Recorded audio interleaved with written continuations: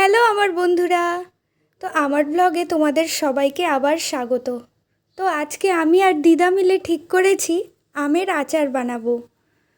তো তোমরা নিশ্চয়ই জানো মালদাতে আম কত বিখ্যাত।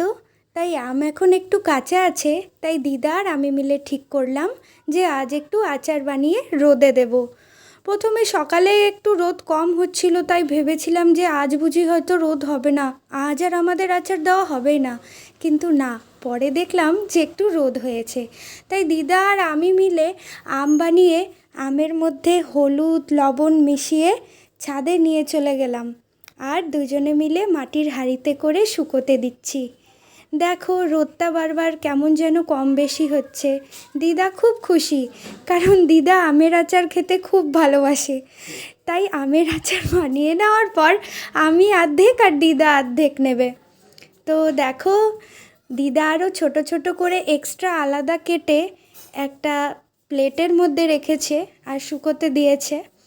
আর আমি একটু ইটটা নিয়ে গেলাম, ইটের মধ্যে হাঁড়িটা ব্যাকা করে দেব সূর্যের দিকে মুখ দেখিয়ে। তো এই দেখো এবার আমি হাঁড়িটা নিয়ে যাচ্ছি, নিয়ে গিয়ে এবার ব্যাকা করে রোদের দিকে মুখ করে দিয়ে দেব।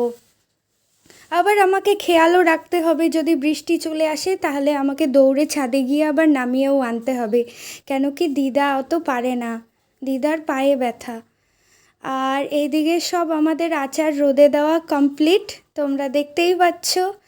আর এখান থেকে দিদা একটা আচার নিয়ে খাচ্ছে আর বলছে কি টক, ছুঁড়ে ফেলে দিল।